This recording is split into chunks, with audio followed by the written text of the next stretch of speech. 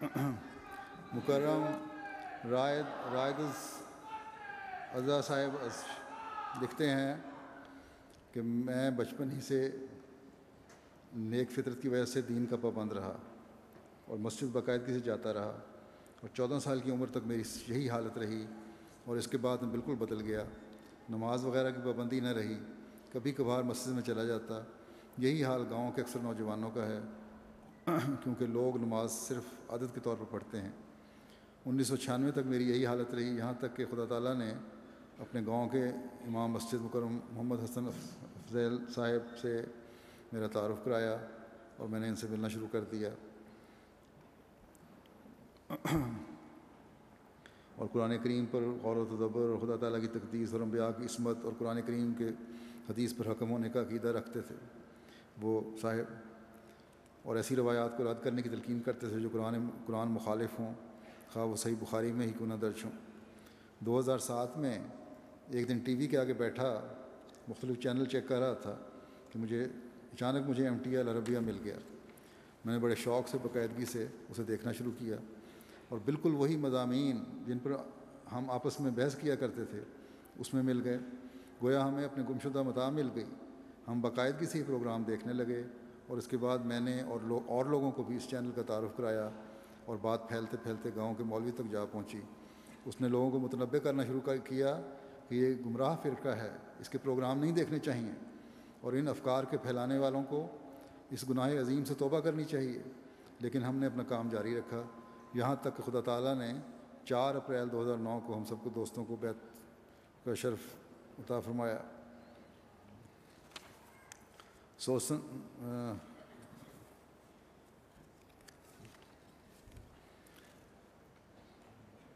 اچھا، ایک صاحب عبدالحلیم البربری صاحب مصر لکھتے ہیں کہ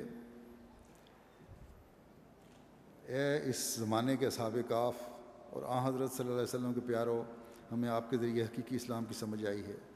خدا کی قسم ہم مردہ تھے، اور اب اللہ تعالیٰ نے حضرت مسیح موعود کے ہاتھ پر ہمیں زندہ کر دیا۔ مجھے آپ سے بہت محبت ہے، کیونکہ ہمیں حضرت صلی اللہ علیہ وسلم کی عظمت آپ کے ذریعے معلوم ہوئی ہے۔ حقیقی اسلام جو محبت اور الفت کا دین ہے، حضرت مسیح موعود علیہ السلام نے پیش کیا ہے۔ حقیقی اسلام وہ نہیں جو مسخ شدہ صورت میں جبر و اکراہ اور انتہا پسندی کے دین پر پیش کیا جاتا ہے۔ تکبیر! حضرت محمد مصطفیٰ غلام احمد کی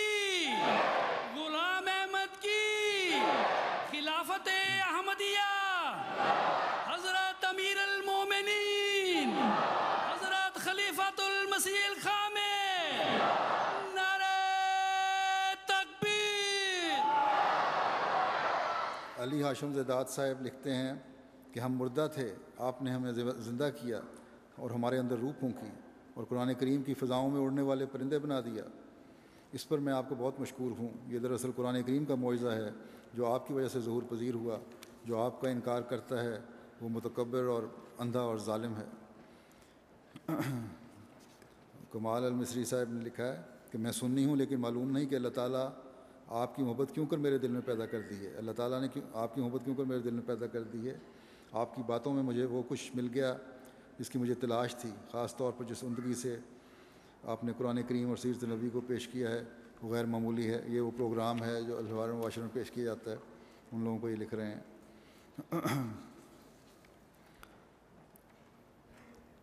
ہانی طاہر صاحب لکھتے ہیں کہ مکرمہ نور ابو یوسف صاحبہ لکھتی ہیں، میں نے جماعت کی صداقت جاننے کے لیے استخارہ کیا، پھر سوچا کہ قرآن کریم کھولتی ہوں، اور سب سے پہلے جس آیت پر نظر پڑی وہی میری رہنمائی کا باعث ہوگی۔ چنانچہ پہلی دفعہ قرآن کریم کھولا تو سورہ حج کی آیت سامنے آئی، یعنی انہیں قول طیب اور صراط حمید کی طرف ہدایت دی گئی۔ اس پر میرا جسم کانپ کیا اور یقین ہو گیا کہ یہ اللہ تعالیٰ کی طرف سے پیغام ہے۔ دوسری دفعہ آیت قرآن کھولا تو جس سامنے آئی اس کا مطلب تھا کہ ان لوگوں کے ساتھ ہو جاؤ جو دن رات اللہ تعالیٰ کی ذکر اور عبادت کرتے ہیں۔ اس بار بھی پہلے ایسا احساس تھا۔ تیسری دفعہ قرآن کھولا تو آیت سامنے آئی کہ لوگوں کا یوم حساب قریب آ گیا ہے، لیکن وہ اب غفلت کی حالت میں ہیں، اور جب بھی ان کے سامنے کوئی نیا پیغام آتا ہے تو اس کے ساتھ لاپرواہی کا معاملہ کرتے ہیں۔ میں نے جماعت کے بارے میں بہت تحقیق کی ہے، حضرت مسیح موعود علیہ السلام کی کتابیں بھی پڑھی ہیں، اب اطمینان قلب حاصل ہونے کے بعد بیعت کر رہی ہوں۔ کاش کہ پاکستان کے مولویوں کو، علماء کو بھی اس بات کی سمجھ آ جائے۔ حجاز کریم صاحب الجزائر سے لکھتے ہیں کہ آپ کو خط لکھتے ہوئے میرے جو جذبات ہیں مجھے لکھ رہے ہیں، وہ ان کا الفاظ میں اظہار کرنا ممکن نہیں ہے، کیونکہ میں تصور بھی نہیں کر سکتا تھا کہ اپنی زندگی میں کبھی خدا کے خلیفہ سے ہم کلام ہو سکوں گا۔ مسخ شدہ اسلامی تعلیم اور قرآن کریم کی غلط تفاسیر سے بالکل مایوس ہو چکا تھا۔ علماء کی تشریحات سن کر سوچتا تھا کہ کیا یہ خدا کا کلام ہو سکتا ہے، یہاں تک کہ اردن کے ایک احمدی دوست کے ذریعے احمدیت اور بانی سلسلہ کی تحریرات سے آگاہی ہوئی۔ حضرت مسیح موعود کی تفسیر پڑھنے سے قبل نوافل پڑھ کر دعا کی کہ اللہ تعالیٰ راہ راست کی طرف رہنمائی فرمائے۔ جیسے جیسے پڑھتا گیا سینہ کھلتا گیا اور اس کلام کی ہیبت سے جسم پر کب کبھی طاری ہو گئی اور یقین ہو گیا کہ یہ کسی انسان کا کلام نہیں ہے بلکہ یہ الہی وحی ہے۔ جب بیعت کا فیصلہ کیا تو پہلے استخارہ کیا۔ اس پر خواب میں دیکھا کہ اپنے دوستوں کے ساتھ رات کو شہر سے گزر رہا ہوں، ایک نور ہمارے ساتھ چل رہا ہے اور اسی دوران فون کی گھنٹی بجتی ہے۔ دیکھا تو معلوم ہوا کہ اس پر حضرت امام مہدی علیہ السلام کا فون نمبر آ رہا ہے۔ دل میں فیصلہ کیا کہ میں ان کو واپس کال کرتا ہوں، اگر انہوں نے فون کا جواب نہ دیا تو وہ سچے نبی ہوں گے، ورنہ نہیں، کیونکہ میرا خیال تھا کہ نبی فون کا جواب نہیں دیا کرتے۔ چنانچہ میں نے فون کیا، دیر تک گھنٹی بجتی رہی لیکن انہوں نے فون نہ اٹھایا۔ اس کے بعد آپ علیہ السلام میرے سامنے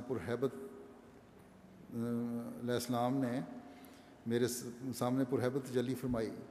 میں نے قرآن کریم اور اعوذ باللہ پڑھنا شروع کر دیا تاکہ کہیں شیطان مجھ پر مہدی کا معاملہ مشتبہ نہ کر دے۔ اس کے بعد شدت خوف سے جاگ اٹھا۔ یہ نماز فجر کا وقت تھا۔ مجھے یقین ہو گیا کہ خواب سچی ہے اور پھر بیعت کر لی۔ تکبیر!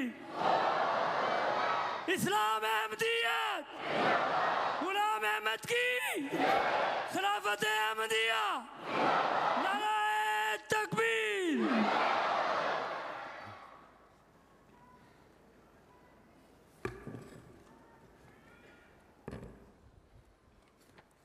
یہ لکھتے ہیں محمد عبد المجید صاحب مصر سے، میں نے خواب میں دیکھا کہ میں ایک چھوٹی سی کشتی میں سوار ہوں اور ہاتھ میں ایک چپو ہے اور بے مقصد و منزل گھوم رہا ہوں، جبکہ سمندر میں طغیانی ہے اور کشتی ڈوبنے کے قریب ہے۔ تب میں نے اللہ تعالیٰ کی آواز سنی کہ یہ لو موسیٰ کا عصا اور سمندر پر مارو۔ اس پر ایک عصا ہاتھ آ گیا جو کسی قدر ٹیڑھا تھا۔ میں نے اسے آسمان سے لیا اور زمین اور سمندر پر مارا۔ اس پر کشتی ایک خوبصورت اور بلند مقام پر ٹھہر گئی جو خوبصورت عمارتوں والا ایک شہر ہے۔ اس میں سارے لوگ خوش شکل اور خوش و خرم تھے۔ مجھے بتایا گیا کہ جماعت احمدیہ کا شہر ہے۔ میں نے سمجھا کہ اس طرف اشارہ ہے کہ مجھے بیعت کر لینی چاہیے، چنانچہ مجھے بیعت کی توفیق ملی۔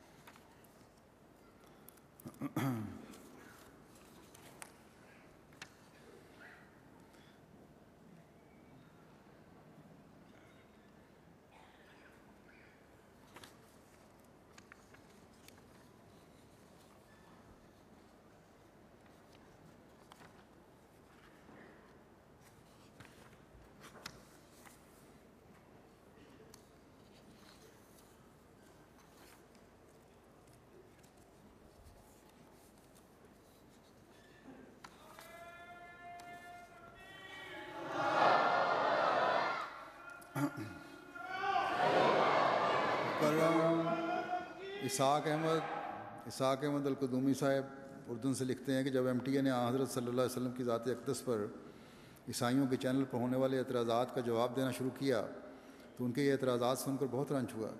اسی رات میں نے خواب میں دیکھا کہ رسول کریم صلی اللہ علیہ وسلم جنگ خندق کے روز اپنے گھوڑے پر سوار ہیں۔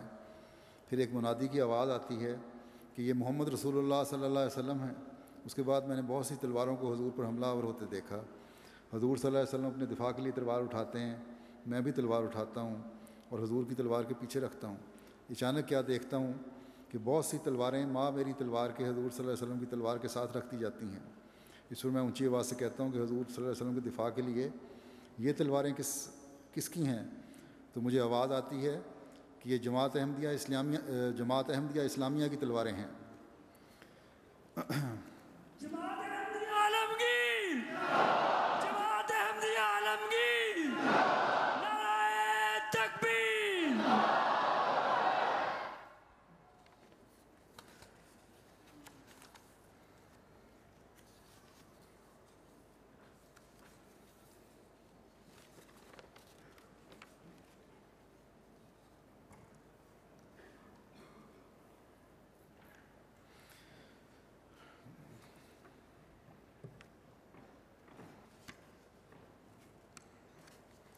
اللہ تعالیٰ بعض وقت خود راستے اور ذریعوں سے بھی کھولتا ہے، غیروں کو بھی، مخالفین کو بھی ذریعہ بنا دیتا ہے۔ ڈاکٹر میاسہ صاحبہ سعودیہ سے لکھتی ہیں کہ میں احمدیت کے بارے میں کچھ نہ جانتی تھی۔ ایک دن اچانک بغیر کسی مقصد کے پال ٹاک پر احمدیوں کے چیٹ روم میں گئی، جہاں مجھے ایسے امور کا پتہ چلا جن کے بارے میں مجھے کچھ علم نہ تھا۔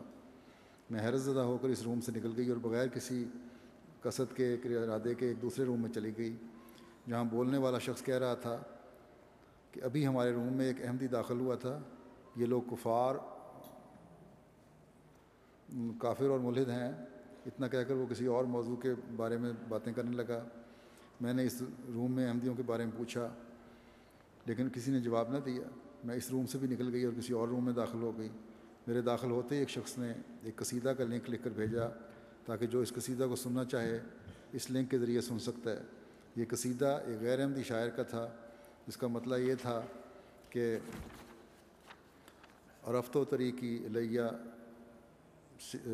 صدیقی لنقفو درب الحد الاحمدی، کہ مجھے معلوم ہو گیا کہ درست راستہ کون سا ہے، اس لیے اے میرے دوست میری طرف آ جا تاکہ ہم ہدایت کے احمدی راستے پر گامزن ہو جائیں۔ میں نے کبھی کسی قصیدے میں احمدی یا احمدیت کا لفظ نہیں پڑھا تھا۔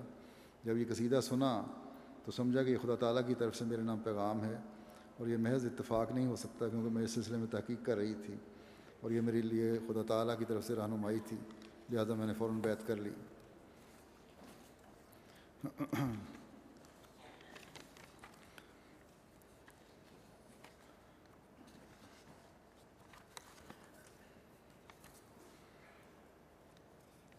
فراز صبی صاحب یا سجی علی بادی صاحب ابو ظبی سے لکھتے ہیں کہ حضرت وسیم معود علیہ السلام کی جس قدر کتابیں مجھے مہیا ہو سکیں ان کے مطالعے سے، نیز MTA کے پروگرام الحوار المباشر کے کو باقاعدگی سے دیکھنے سے مجھے جماعتی عقائد پر اطلاع ہوئی۔ شروع میں تو جہالت اور گزشتہ خیالات کی وجہ سے میں نے فوراً منفی رد عمل ظاہر کیا، لیکن جب قرآنی آیات و حدیث اور خدائی سنت کا بغور مطالعہ کیا تو میرا دل مطمئن ہو گیا۔ اب میرے سامنے دو راستے ہو گئے، یا تو میں مسلسل حضرت عیسیٰ بن مریم کے آسمان سے نزول کا انتظار کیے جاؤں، اور اس سے قبل دجال کا انتظار جس کی بعض ایسی صفات بیان کی گئی ہیں جو صرف خدا تعالیٰ کو زیبا ہیں، جیسے احیاء موتا وغیرہ، اور پھر جن بھوتوں کے قصے، اور قرآن کریم میں ناسخ و منسوخ کے عقیدے سے چمٹا رہوں، یا پھر حضرت احمد علیہ السلام کو مسیح موعود و امام مہدی مان لوں جنہوں نے اسلام کو خرافات سے پاک فرمایا ہے اور اسلام کے حسین چہرے کو نکھار کر پیش فرمایا ہے اور حضرت صلی اللہ علیہ وسلم کا بھی دفاع فرمایا ہے۔ بہرحال میں نے خدا تعالیٰ سے مدد چاہی اور بہت دعا کی کہ وہ میری رہنمائی فرمائے اور حق اور اپنی رضا کی راہوں پر چلائے۔ چنانچہ میں نے جماعت احمدیہ اور حضرت احمد علیہ السلام کی طرف ایک دلی میلان محسوس کیا۔ حضور لکھ رہے ہیں مجھے کہ میں نے قانون پڑھا ہوا ہے، جب میں نے حضرت صلی اللہ علیہ وسلم کی مدح میں حضرت مسیح موعود علیہ السلام کے اشعار سنے تو میرا جسم کانپنے لگا اور آنکھوں سے آنسو امڑ آئے، اور میں نے زور سے کہا کہ ایسے شعر کوئی مفتری نہیں کہہ سکتا۔ ایک مفتری کے سینے میں حضرت صلی اللہ علیہ وسلم کی اتنی محبت کیسے ہو سکتی ہے؟ پھر ایک اجمی کا اتنی قوی اور فصیح و بلیغ عربی زبان کا استعمال کرنا بغیر خدائی تائید کے ناممکن ہے۔ اللہ تعالیٰ نے مجھے اپنے فضل سے ہدایت عطا فرمائی۔